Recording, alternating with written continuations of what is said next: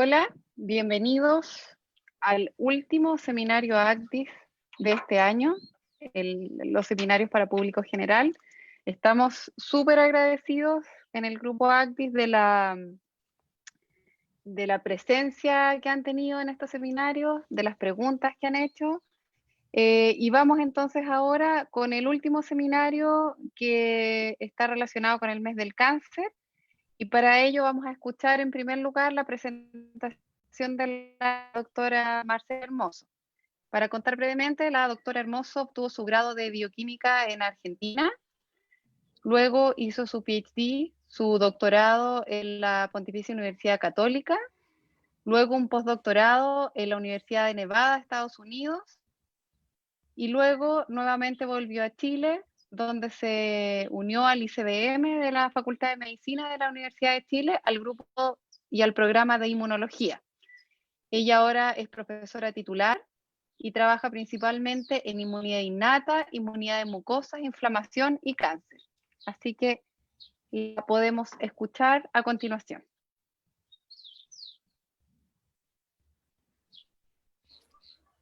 Hola, buenas tardes. Muchas gracias, Denise, por la presentación. Y un gusto por la invitación a compartir con ustedes algunas información en este mes del cáncer en relación al sistema inmune. Así que voy a compartir, ¿sí?, la pantalla brevemente. A ver, así. Muy bien. Vamos a poner el puntero. ¿Se ve bien? Bueno, muy bien. Entonces, el título de esta presentación va a ser en Sistema Inmune y Cáncer. Em, para empezar, contextualizar un poco, que el sistema inmune está formado por órganos linfoides primarios que dan origen a nuestras células progenitoras, como el timo que da origen a los linfocitos T tan importantes en la respuesta contra el cáncer, y la médula ósea, que también contribuye a generar las células mieloides. Y existen órganos linfoides secundarios como el vaso y el sistema linfático, en el cual existen los nodos o ganglios, ¿cierto? Que son súper importantes porque entre ellos, si se fijan, está distribuido a lo largo de todo nuestro organismo y hay una redistribución y recirculación para monitorear cualquier insulto o cualquier agente extraño a nosotros. Entonces, ¿cómo se activa el sistema inmune? Se preguntarán ustedes. El caso más clásico para que se active el sistema inmune frente a un invasor, por ejemplo, un patógeno, un virus, ¿cierto? En el cual se pone en marcha una arma del sistema inmune, que es la inmunidad innata, que está preformada, y existen en ella células que son relevantes para activar esta respuesta, como los macrófagos y las células natural killer, que en la respuesta contra el cáncer son vitales. Y en el caso de una infección, esta respuesta, que es bien corta, se activa inmediatamente. Es importante para controlar este proceso, pero existe una respuesta de más largo de más larga duración, que es la respuesta adaptativa, la cual está comandada por células T y células B, que son las que erradican este insulto, por ejemplo, en nuestro organismo. En el año 2011, el descubrimiento de los componentes y los mecanismos que controlan esta respuesta inmune innata fue crucial para recibir el premio Nobel de estos tres investigadores, que ellos descubrieron cuáles eran estos elementos de la respuesta inmune innata, pero más que nada que nuestro organismo puede sensar componentes tanto de los microorganismos o componentes anómalos de nuestro cuerpo, que los llamamos alarminas, por ejemplo, o DAMPs. Y estas moléculas lo que hacen, sensadas por células que son cruciales, que se llaman células dendríticas o presentadoras de antígeno profesionales, activan esta respuesta de más largo duración, que es la respuesta adaptativa. Estas células dendríticas serían como un puente entre estas dos respuestas, porque son las que tienen la capacidad de sensar, activar señales intracelulares y generan un puente a la respuesta innata y adaptativa. Estas células dendríticas son importantes en colaborar para el desarrollo de una respuesta inflamatoria. Por ejemplo, si estamos en presencia de un patógeno, como en el caso de esta foto, que hay una infección, ¿cierto?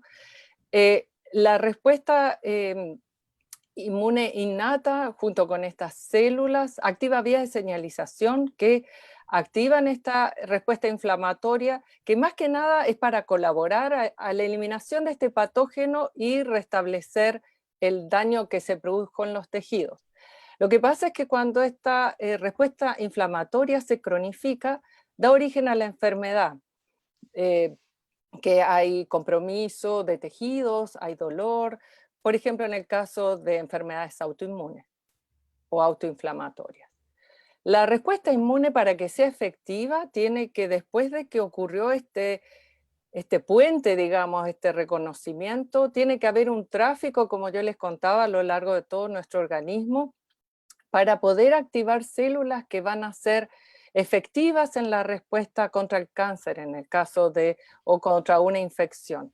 Pero también generar células que nos otorgan memoria, de tal manera de que puedan ser reconocidos estos insultos a posteriori.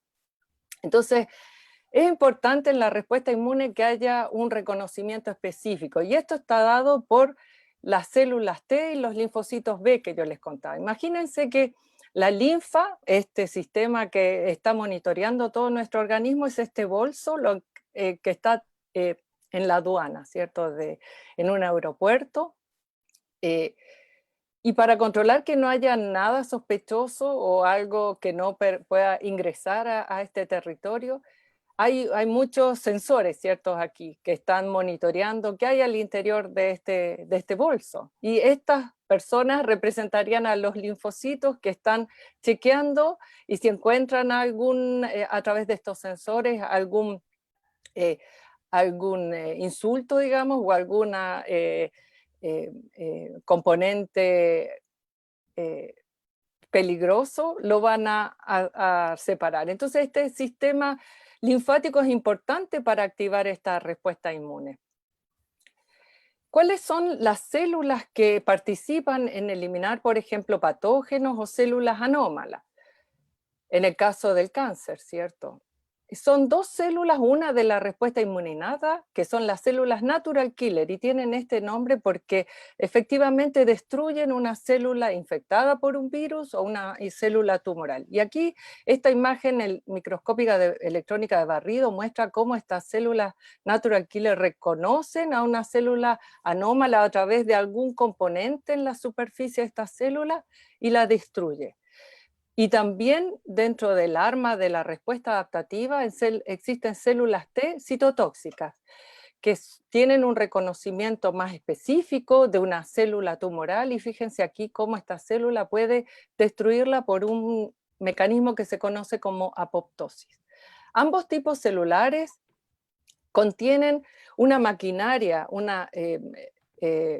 destructiva de estas células alteradas o tumorales, que son estos gránulos que se ven aquí en esta microscopía de fluorescencia, que son gránulos de perforina y que generan poros en la célula y la destruyen.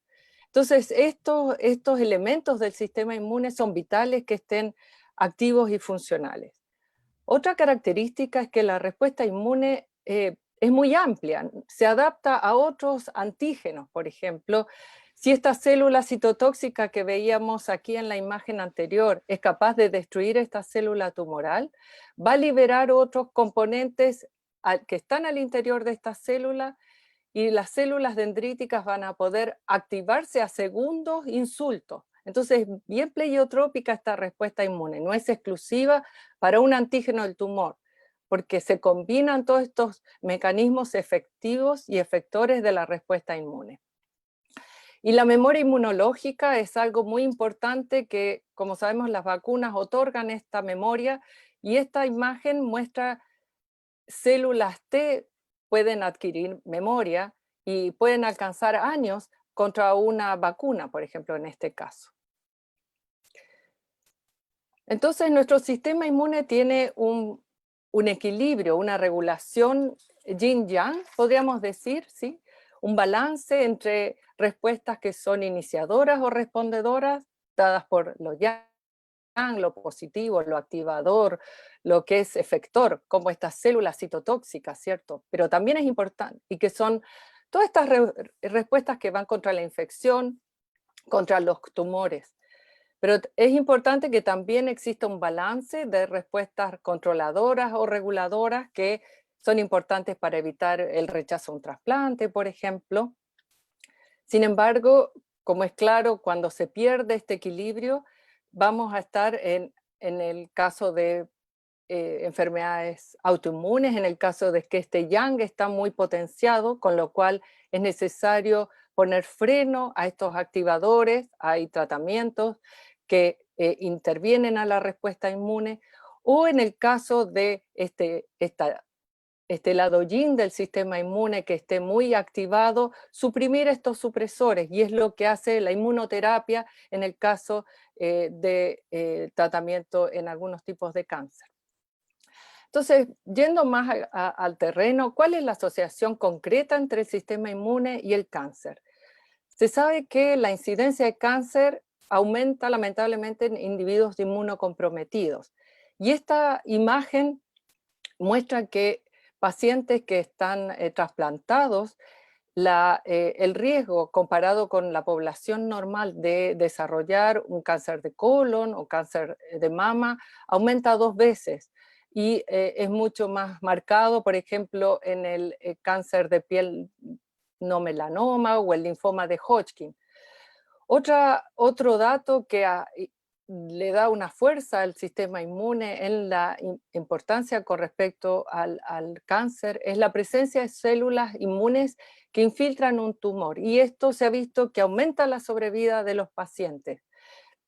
Esto se ha visto tanto, por ejemplo, para cáncer de vejiga, que la presencia de estas células citotóxicas, células TCD8 se llaman también porque tienen un receptor específico, cuando hay más de estas células en el tumor, al interior del tumor, la sobrevida de los pacientes aumenta mucho más, o también en el caso, hay otros ejemplos, por ejemplo, en el caso del cáncer de ovario, que la presencia de células que infiltran al tumor, que están al interior del tumor, la sobrevida total aumenta casi 5 años comparado con casos de pacientes que las células T están, estas células citotóxicas, están en la zona más periférica.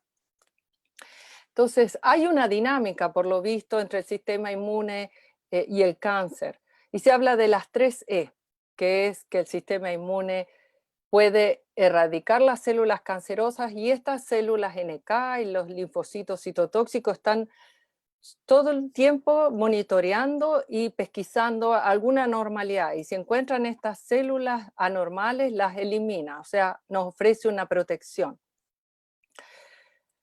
También la segunda es la del equilibrio, que el sistema inmune controla el sobrecrecimiento, pero en el caso en este diagrama, si ustedes se fijan, ya hay algunas células anormales que todavía el sistema inmune está uno a uno equilibrando este sobrecrecimiento. Y la tercera es la del escape, que el cáncer toma control sobre el sistema inmune. Ya se pierde esta protección del sistema inmune.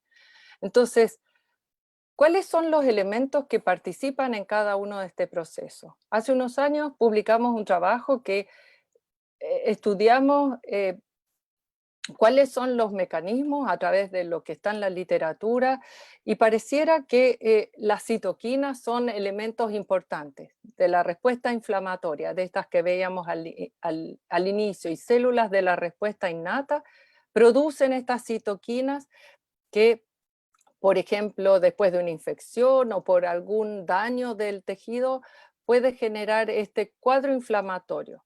El tema es que si este cuadro inflamatorio se cronifica, se hace más crónico, este tenor de citoquinas aumenta y genera un daño eh, en el tejido circundante, como se muestra en esta imagen, daño al DNA, y empieza a haber una polarización hacia estas células más tipo yin, más tolerantes y que no son tan efectivas, por ejemplo, para eliminar a un tumor, que son estos macrófagos que ya empiezan a adquirir una característica menos efectiva.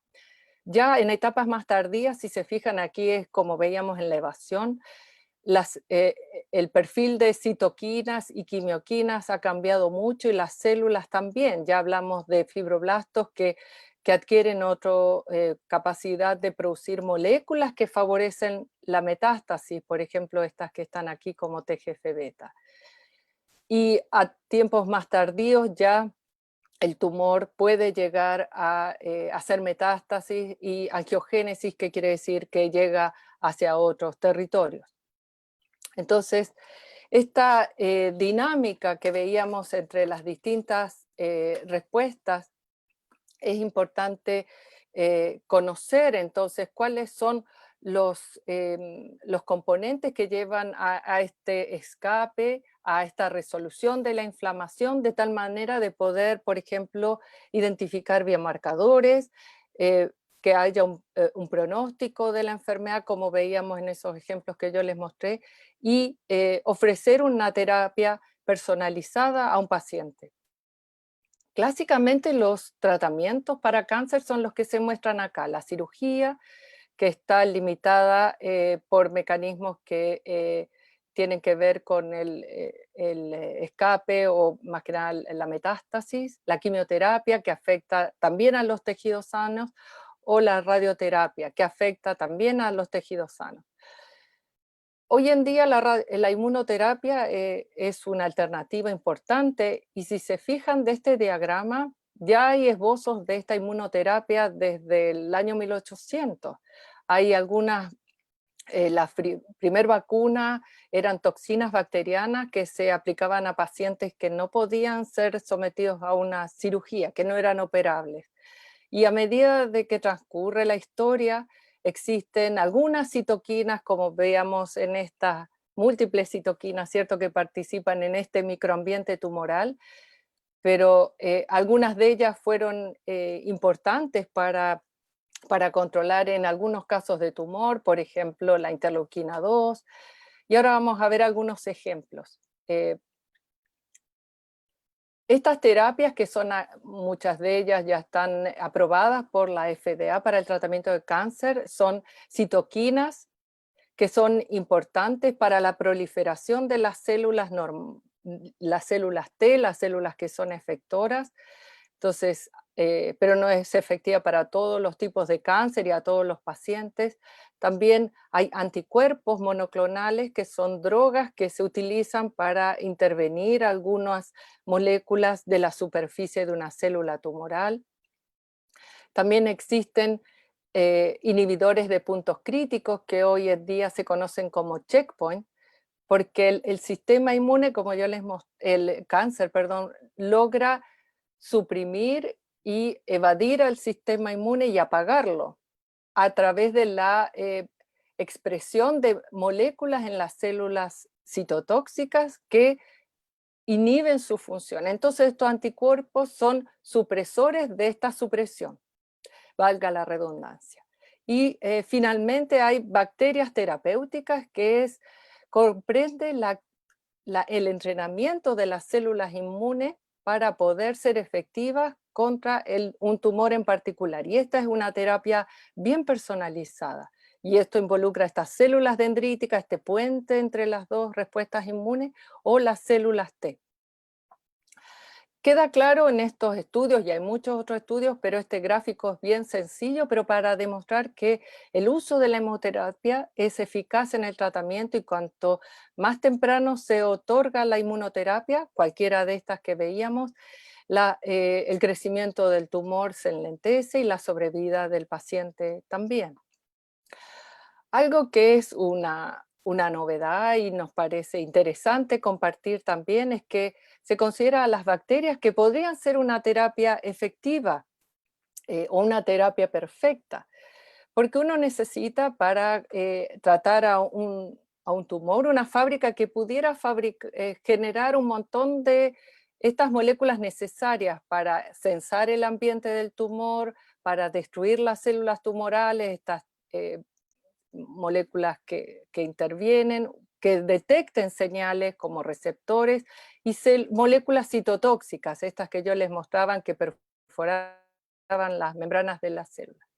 Pues las bacterias uno las puede manipular y incorporar todos estos elementos en la bacteria.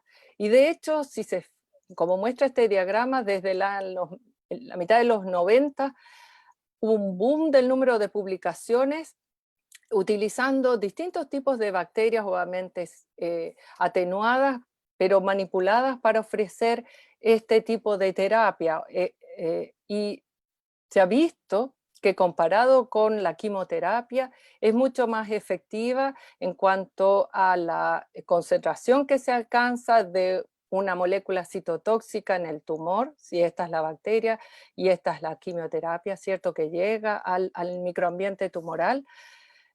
Las concentraciones de una molécula que elimina el tumor es mucho más efectiva en el caso de este tratamiento, esta terapia, y a nivel periférico es mucho más discreto, porque se concentra, dado estas características que se pueden incorporar en esta fábrica. Algunos datos de nuestro grupo y que tienen relación con esta dualidad entre la inflamación y el cáncer y que venimos estudiando hace unos años, tiene que ver con una patología que ha ido lamentablemente en aumento en nuestro país, que es la enfermedad inflamatoria intestinal, como la colitis ulcerosa o la enfermedad de Crohn, que lamentablemente no tiene cura, muchos pacientes no responden a los tratamientos y hay un riesgo importante de desarrollar cáncer de colon.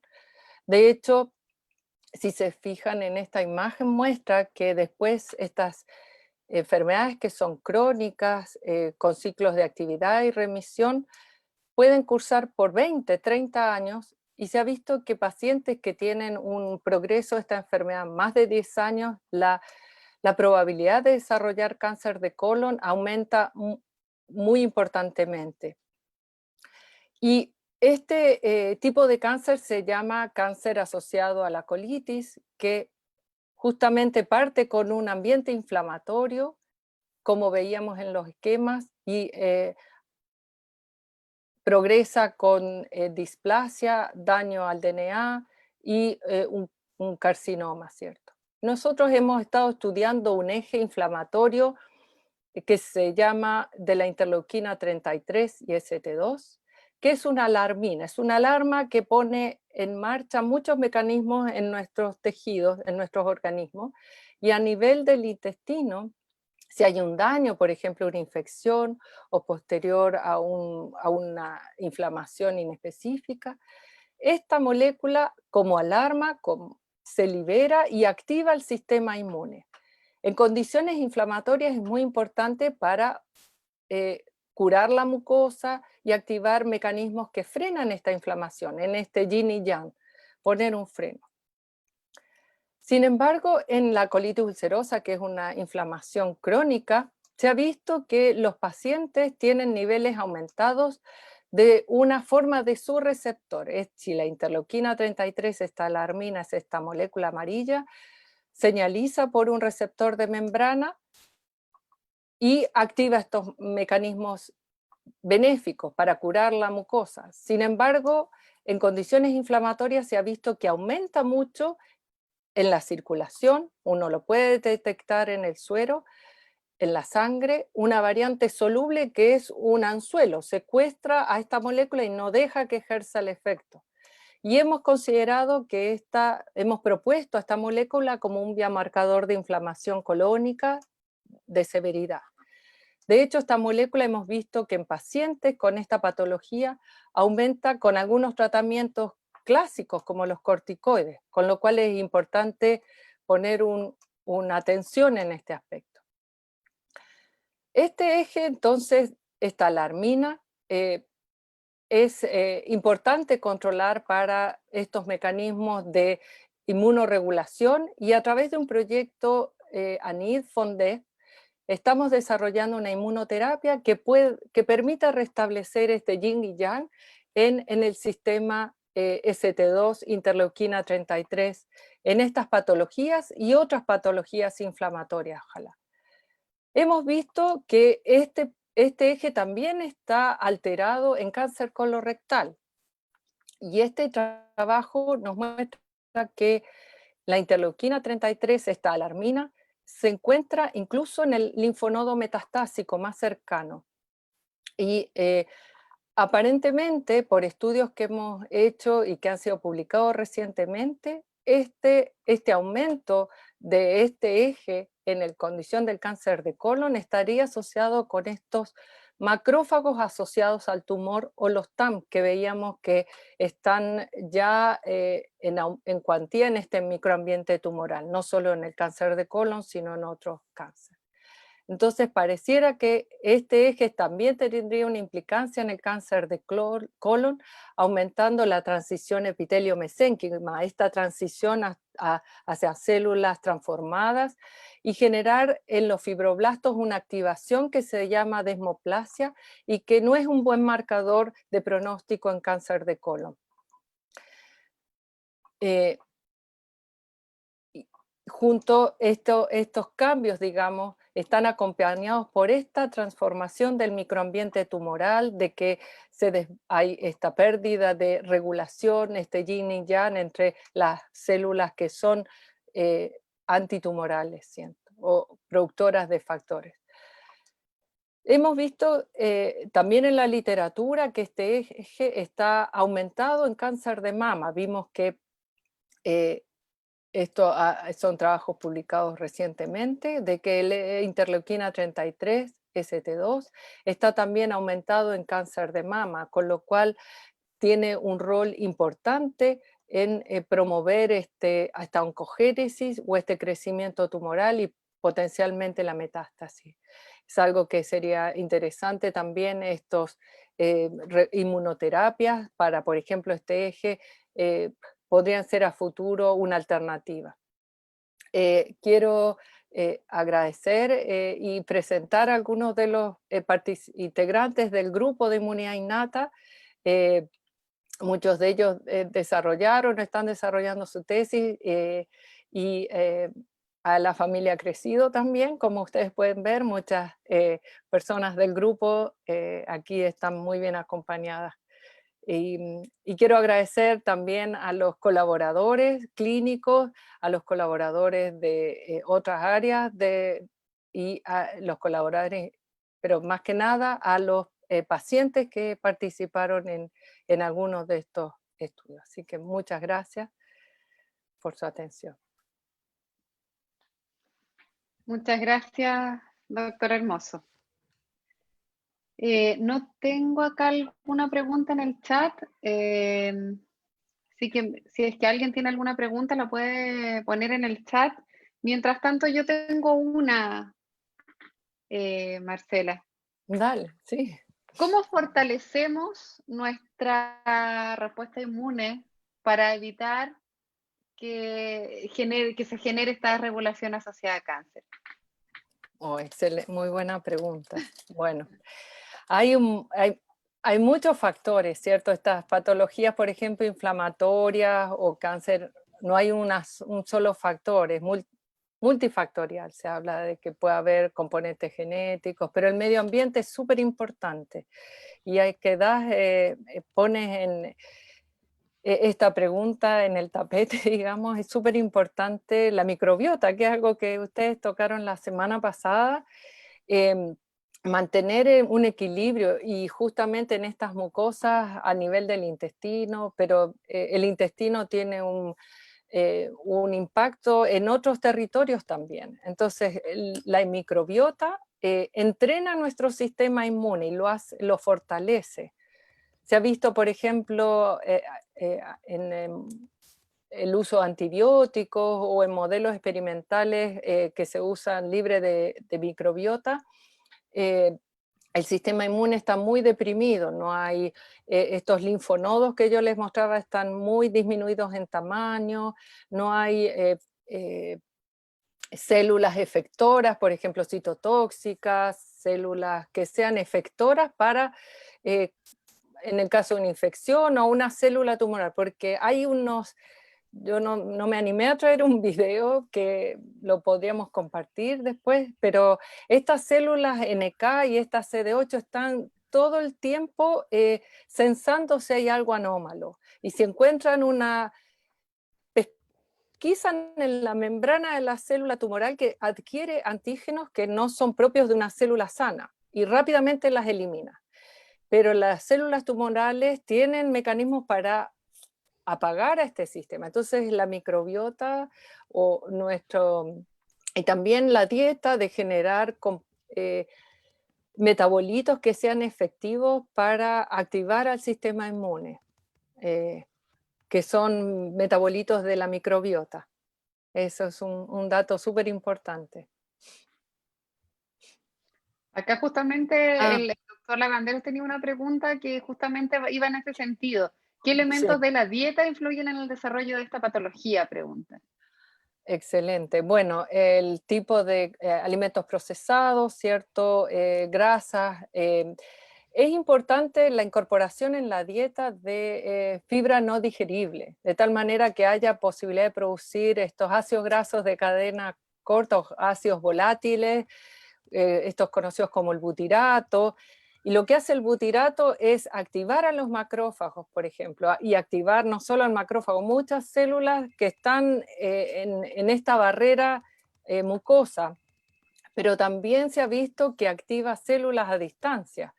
Entonces, es importante de que, por ejemplo, en el inicio inflamatorio, el butirato es un regulador de permitir esta reparación de la mucosa, que no, pues es bueno que haya inflamación, pero no que se perpetúe, porque como les mostraba al inicio, la inflamación es importante para asistir al sistema inmune y eliminar lo antes posible un patógeno. Pero si se cronifica, ahí es el problema que empieza a haber reparación anómala de los tejidos, tal vez hay mutaciones en el DNA, ¿cierto? A ver, hay otra pregunta. Sí, acá tengo otra pregunta.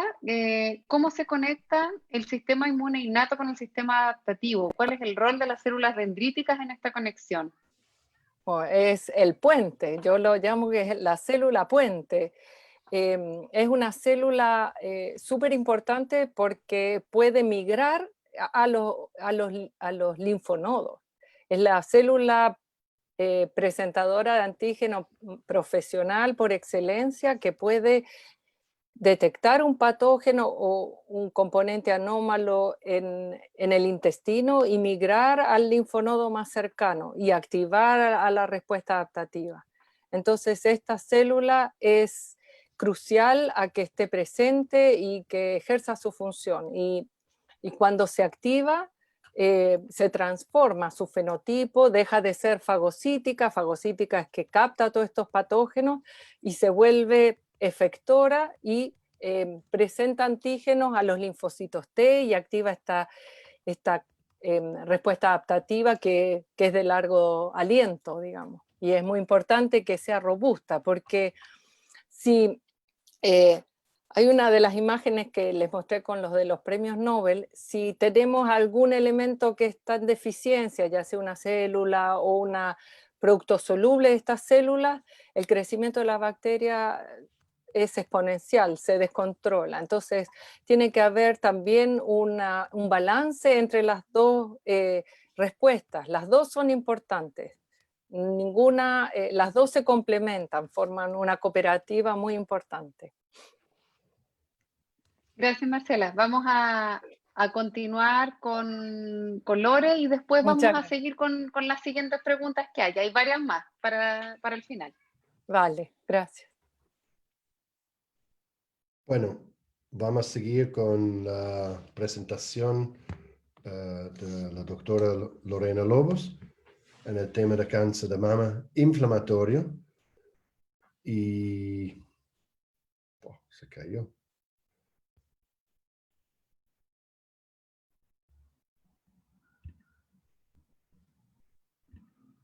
En el tema de ¿Estoy acá?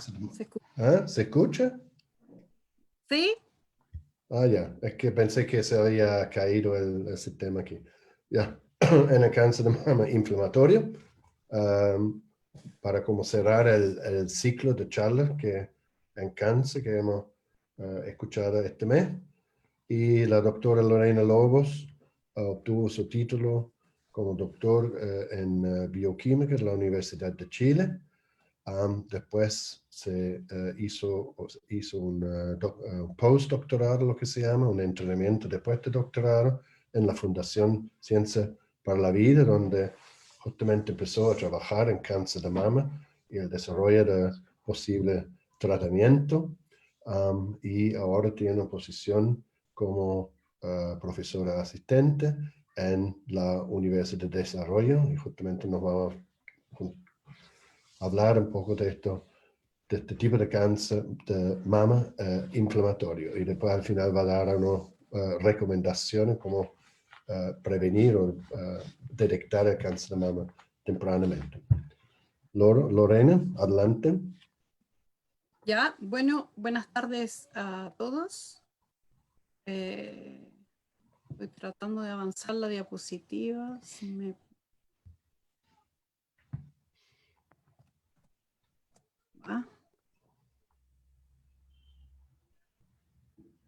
Espérense que algo pasa, no me está avanzando en la presentación. Vamos a ver.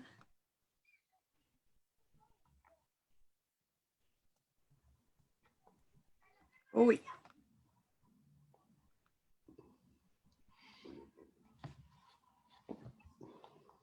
Voy de nuevo. Estoy con un problema con la presentación. No quiere avanzar las diapositivas. A ver.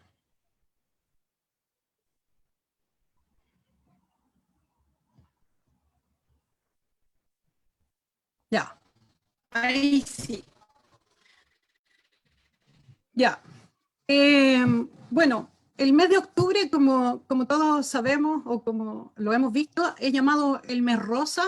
Especialmente es el mes donde se hacen las campañas a nivel mundial de prevención contra el cáncer de mama. Y en este contexto, lo que hemos conversado durante todo este mes es un poco qué es lo que es el cáncer. Y acá ustedes podrán ver en rosado, por ejemplo, cómo cuando las células están normales y nuestro tejido es tejido sano. Sin embargo, una célula es capaz de ir adquiriendo características que son atípicas y que no son comunes, y eso genera en el tiempo el desarrollo de un tejido tumoral, que específicamente en el cáncer de mama puede ser percibido de manera fácil cuando hay una masa sólida en la glándula mamaria. Hay percepciones que tienen las mujeres en sus glándulas mamarias, donde estas anomalías, algunas son muy evidentes, como por ejemplo que haya secreción en la glándula mamaria. También bultos sólidos en la glándula mamaria son fácilmente visibles, cambios de forma de la mama, que una mama esté más grande que la otra, que el pezón se hunda, que aparezca piel de naranja. Eso da indicio que hay un crecimiento atípico o algo está pasando en nuestro tejido mamario. Sin embargo, hoy quiero hablarles de unas características muy específicas, que son el enrojecimiento, la disminución del pezón y el crecimiento de las venas que hay en la glándula mamaria. Pero sin embargo hay uno que es muy importante, que es el enrojecimiento. Si nosotros somos mujeres o hay mujeres que tienen un fototipo de piel que es de piel clara, es muy fácil observar cuando la mama se enrojece. Sin embargo, si la piel es una piel oscura, el enrojecimiento de la piel podría pasar a ser desapercibido.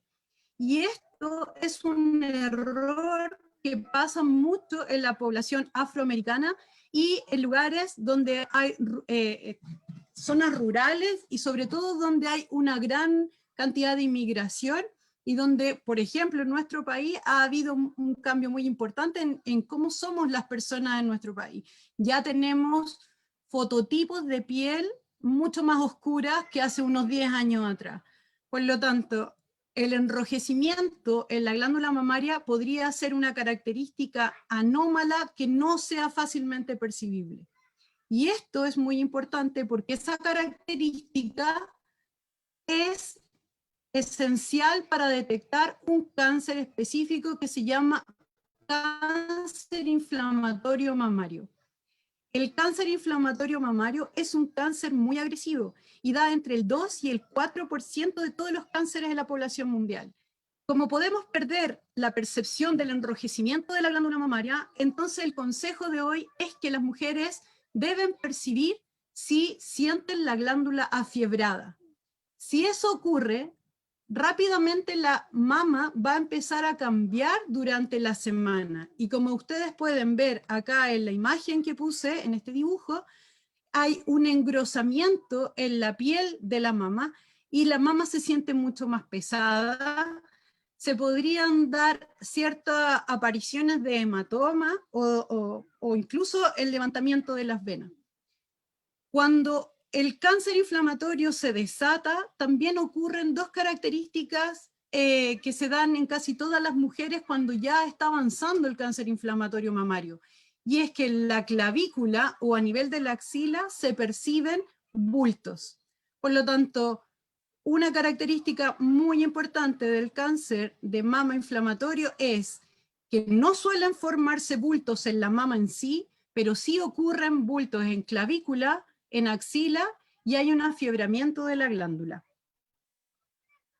Con estas características la pregunta es, ¿por qué ocurre este cáncer inflamatorio? Y acá es muy importante lo que les presentó anteriormente la doctora Hermoso, porque la célula tumoral es capaz de bloquear los vasos linfáticos y anidar en esos lugares. Por lo tanto, ese freno en el flujo linfático genera un proceso inflamatorio muy grande que además, al mismo tiempo, desata la velocidad del avance del cáncer de mama inflamatorio. Eso le permite a estas células tumorales rápidamente hacer metástasis a ganglios centinelas, que son los ganglios cercanos, ¿cierto?, a ganglios braquiales, y finalmente invadir tejidos rápidos como lo es el pulmón y lo que es clavícula y hueso. Aquí hay un error muy importante que les queremos comentar el día de hoy. Conversando con muchos médicos que atienden a nivel rural en nuestro país, nos comentaban que hay muchas mujeres que tienen este cáncer inflamatorio, pero sin embargo no se dan cuenta que lo tienen porque cometen el error de confundir la sintomatología con simplemente una picada de un insecto. Muchas veces en las zonas rurales hay picadas de insectos como arañas, hay garrapatas, hay otro tipo de pulgas y chinches, hay abejas que también pueden picar y que dejan en el tiempo una zona inflamada alrededor de la mama. Si realmente esto es una picada, también hay un periodo en que esta inflamación decae, pero no todo el mundo sabe cuánto tiempo decae, por ejemplo, un parásito como la garrapata cerca de la axila o cerca de la glándula mamaria. Al mismo tiempo, cuando hay la picada de un insecto, naturalmente las personas tienden a rascarse y existe la infección por otro tipo de bacterias que mantienen la inflamación en la mama. Esas mujeres muchas veces consultan en los CEFAM de los lugares rurales, ¿cierto? Y lo primero que se hace es dar un tratamiento de antibióticos y antiinflamatorios que podrían enmascarar el efecto de enrojecimiento o fiebre dentro de la glándula. Cuando el tratamiento antiinflamatorio y de antibióticos termina, es muy importante fijarse si realmente la sensación de fiebre, pesadez o los bultos en la axila o en la clavícula desaparecen o no. Si estos no desaparecen, el llamado a todos los que nos están escuchando es que deben consultar a un médico.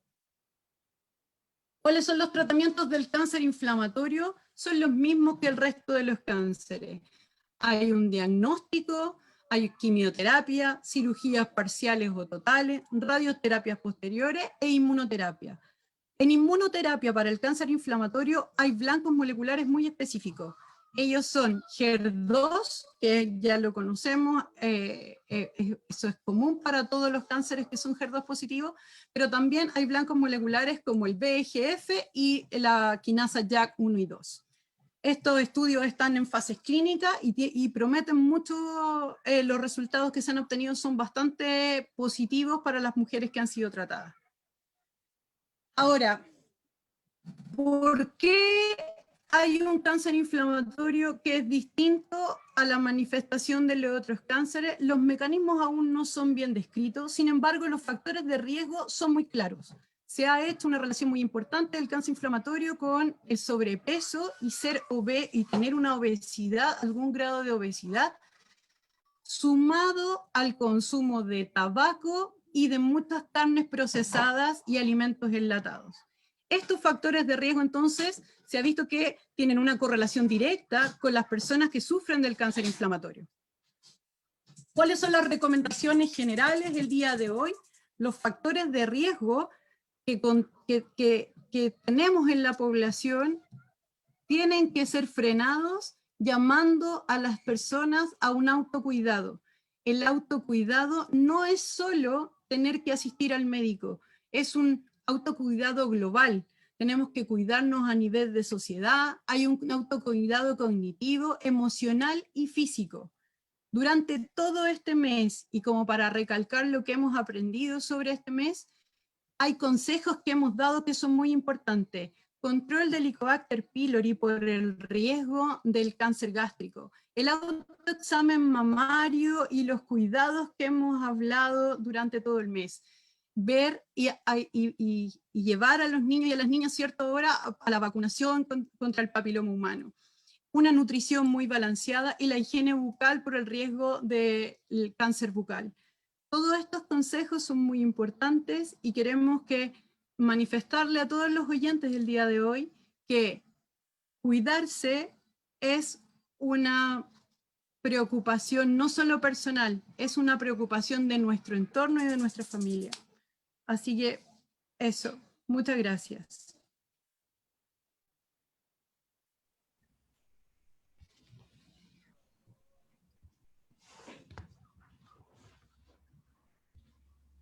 Bueno,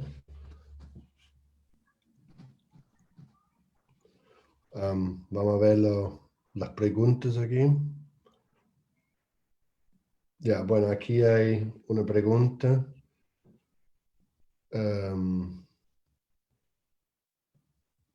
Donde justamente se pregunta sobre la relación con la obesidad. Dice aquí, si soy obesa, tengo más posibilidades de tener cáncer de mama inflamatorio. ¿Y hay alguna explicación precisa, Lorena, por qué? Lo que se ha visto es una correlación. Se ha visto que muchas de las mujeres que tienen cáncer inflamatorio tienen un sobrepeso considerable, un IMC de 28 hacia arriba. Eso es un dato muy estadístico. Sin embargo, lo que se ha visto es que cuando se hace biopsia de su tumor mamario y se hace un análisis, hay un componente inflamatorio muy importante donde hay moléculas como la COX-2 o incluso hay muchas interleuquinas locales que están sobreexpresadas en los tejidos. No se sabe muy bien cuál es la relación directa entre qué es lo que está llevando a la obesidad a que eso haga que parta el cáncer inflamatorio. Sin embargo, estadísticamente es una correlación muy significativa. Ya. La mala nutrición.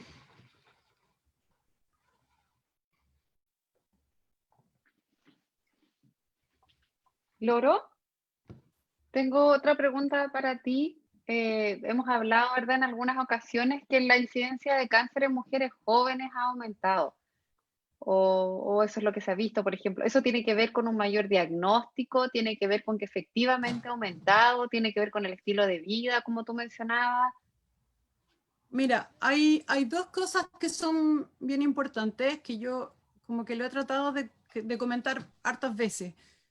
Chile es un país tan distinto en tantas zonas que conversando con la gente de la clínica, cuando uno, por ejemplo, conversa con médicos de la clínica alemana, la clínica Las Condes, ellos lo que nos indican es que la cantidad de diagnóstico ha aumentado mucho en mujeres con cáncer de mama, porque primero tienen un financiamiento y tienen acceso a hacer genotipificaciones y tienen acceso a mucho más recursos. Eso por un lado.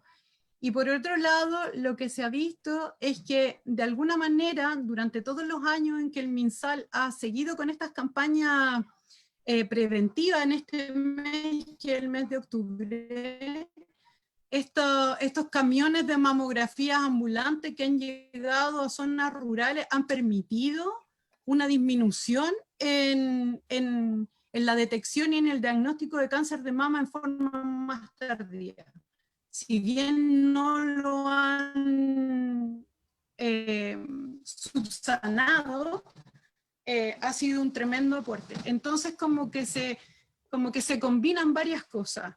Se combina la prevención importante que se hace, sumado además a una tercera cosa, y es que en Chile cada vez tenemos más fundaciones que apoyan a las mujeres que tienen cáncer de mama, pero además mantienen el seguimiento en sus familiares, en sus hermanas, en sus hijas, y como que sigue la idea de diagnóstico y autocuidado en forma precoz. Entonces son como las dos cosas. Lo que sí es importante comentar es que, y llama mucho la atención, que en algunos casos hay mujeres jóvenes que tienen cáncer de mama es muy agresivo. Y eso es una cosa que no tenemos ninguna explicación clara. Yo no he visto nunca ningún trabajo que me diga por qué, sino que la agresividad del tumor es muy desmedido pensando que es un tumor en una persona tan joven. Hace metástasis muy rápido. Gracias. Y aquí hay una pregunta. Si tengo cáncer de mama, ¿qué medicamento y suplemento debo dejar de usar o empezar a utilizar?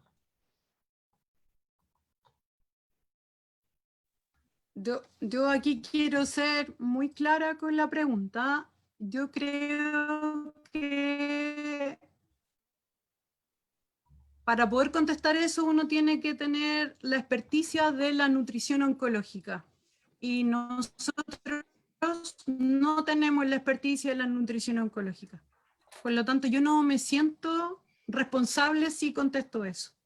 Lo que sí puedo decir es que mientras más saludable es la nutrición y más balanceada, tenemos más posibilidades para que el sistema inmune esté como prendido, que es lo que les explicaba Marcela hace un rato. Esta idea de combinar fibras que sean digeribles y no digeribles para tener una microbiota fuerte y además un sistema metabólico, lo que tenemos. Ya, gracias. Aquí hay una pregunta también. ¿Cómo el consumo de alcohol se vincula con cáncer de mama? ¿Hay un nexo ahí? Lorena. Yo no tengo datos. Hay de nuestro grupo de ACDIS en Mauco, si no me equivoco, Carolina Balm, puede ser. Ella va a dar una charla sobre alcohol, tabaco y enfermedad. Entonces, a lo mejor ella podría contestar esa pregunta, porque yo no tengo como... En relación a esa pregunta, sí hay evidencias de que el alcohol cambia la microbiota. O sea, el consumo de alcohol cambia la microbiota. Entonces, ese punto ya puede estar siendo una causa de potencial de alteración del sistema inmune que regula la identificación de células anómalas y no son eliminadas efectivamente. O sea, hay evidencias de que cambia la microbiota de manera, no las bacterias benéficas, sino todo lo contrario. Entonces, eso hay en modelos experimentales, hay en varios estudios que apuntan a eso, pero relacionado concretamente con cáncer de mama no tengo tampoco antecedentes. Pero esto podría ser una evidencia a considerar. Hay un comentario aquí de Caterina Ferrecchio que dice que cáncer en mujeres jóvenes generalmente tiene una causa genética y que alcohol aumenta justamente el riesgo, que es un poco lo que, Sí. lo que tú dijiste. Sí. Aquí hay otra pregunta. ¿Se recomienda alguna prueba genómica del tumor? ¿Qué sucede con la prueba para predecir el riesgo de recurrencia? Del tumor mamario están hablando, ¿cierto? Yo creo que más bien general.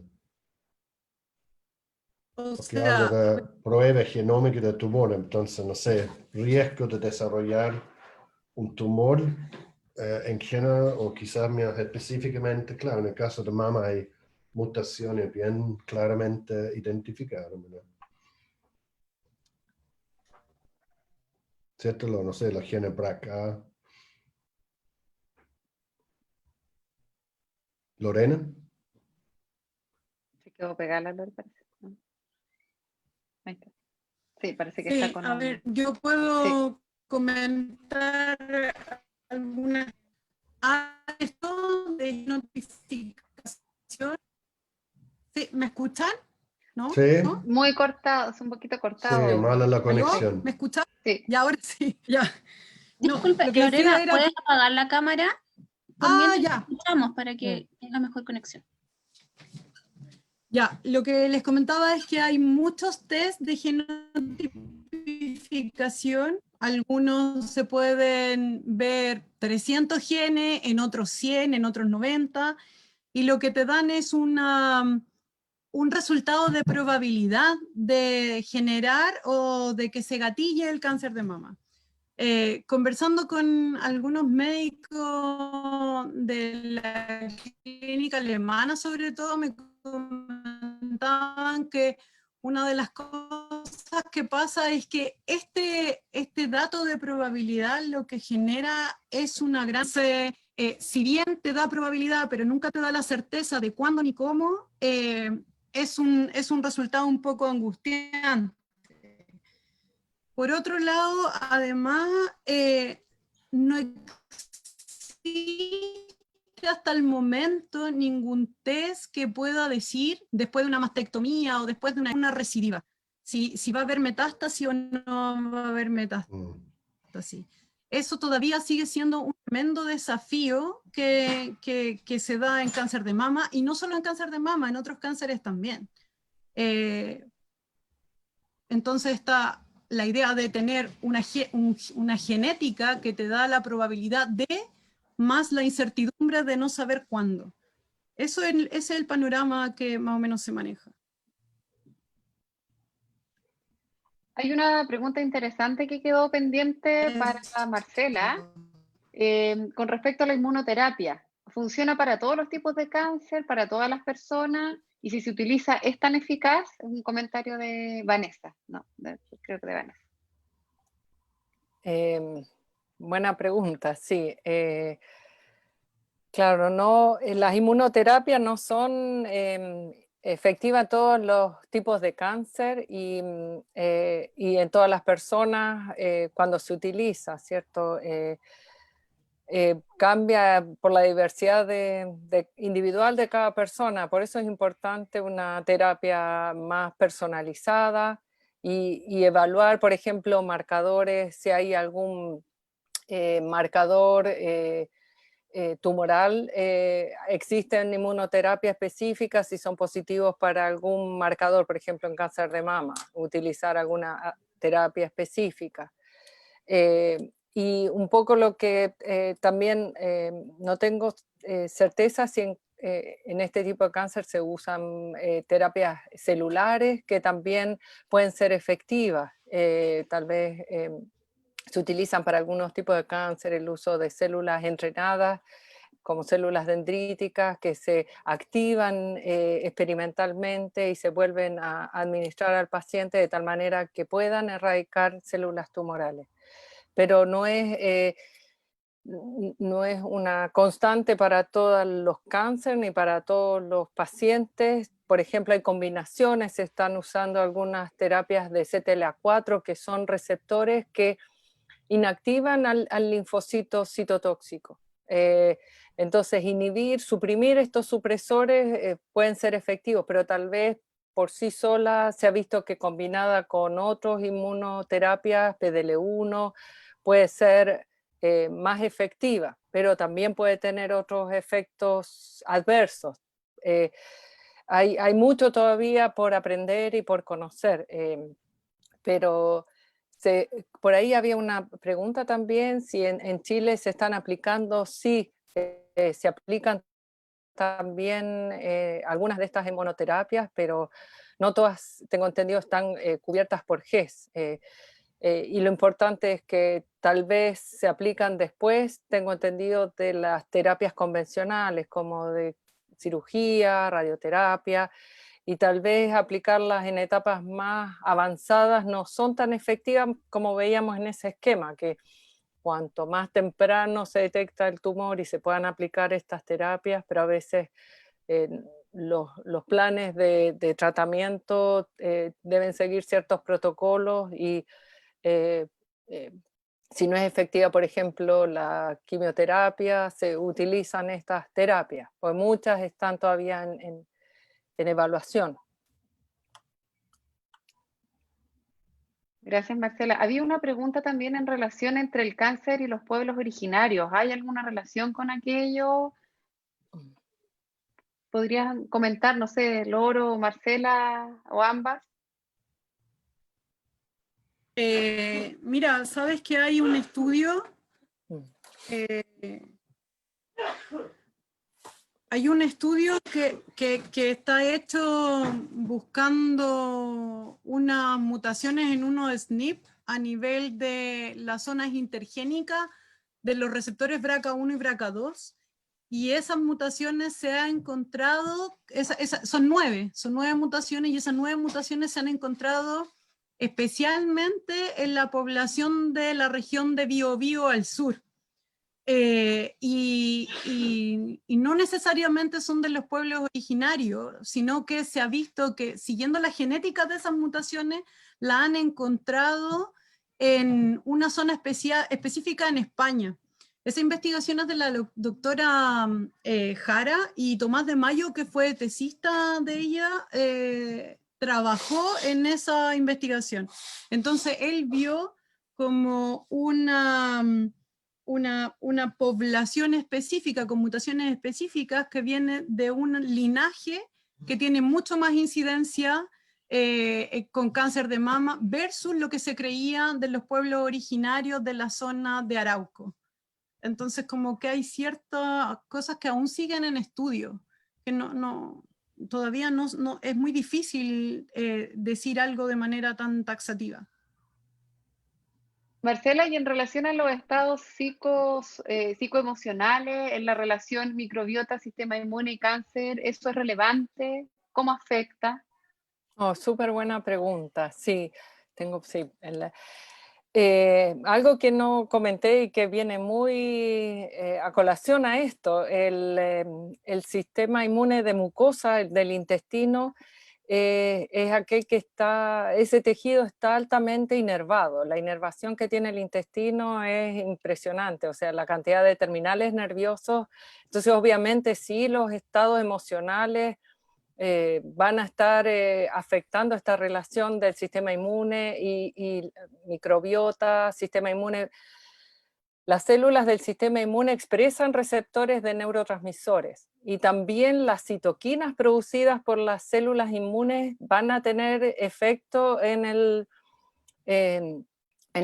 sistema nervioso, en las neuronas que inervan este tejido. O sea, la neuroinflamación aplica no solo a territorio del sistema nervioso central, sino también a nivel de la mucosa intestinal. Y hay células que son muy sensibles a estos cambios de neurotransmisores locales. Y obviamente, si se vuelven más o menos inflamatorias, van a afectar también el ambiente, microbiota y más que nada la integridad de esta barrera. Entonces puede que haya una mayor permeabilidad. Se ha visto que, por ejemplo, algunos antidepresivos pueden mejorar la permeabilidad de esta barrera, la restablecen.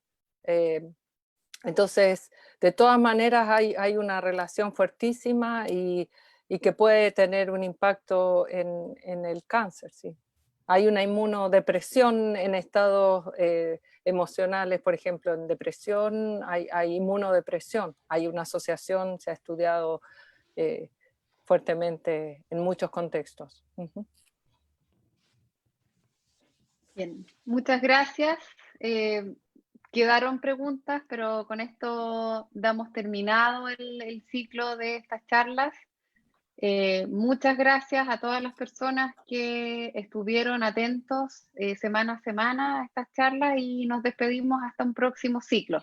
Gracias, excelente presentación en las de hoy. Muchas gracias a las presentadoras. Andrew, no sé si tú quieres mencionar algo adicional. No, básicamente agradecer a la participación hoy día con preguntas y también la conferencista. Había muchos comentarios ahí que encontraban que Sí. muy buena la presentación, entonces felicitaciones. Yo creo que es un tema súper importante, súper actual, una preocupación mayor obviamente la población, las mujeres en la población.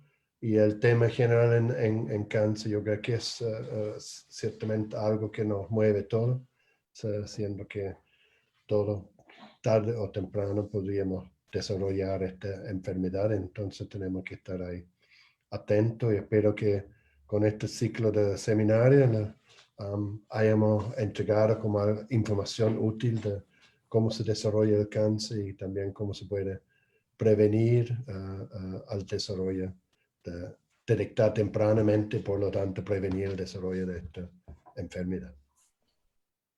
Bueno, gracias a todos por la participación. Muchas gracias.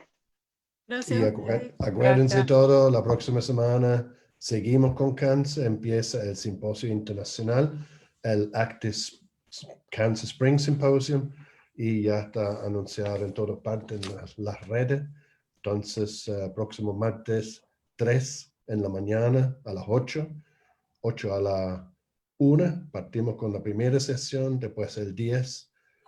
Es el segundo día, 10 de noviembre, también 8 a 1, y después el 17 de noviembre, de nuevo 8 a 1, a 1:30, va a ser un poco más largo ahí ese día porque tenemos una actividad al final, pero estos 3 días en noviembre reserven ahí el tiempo, el espacio para escuchar más sobre el cáncer y aprender más y, por supuesto, participar en el simposio.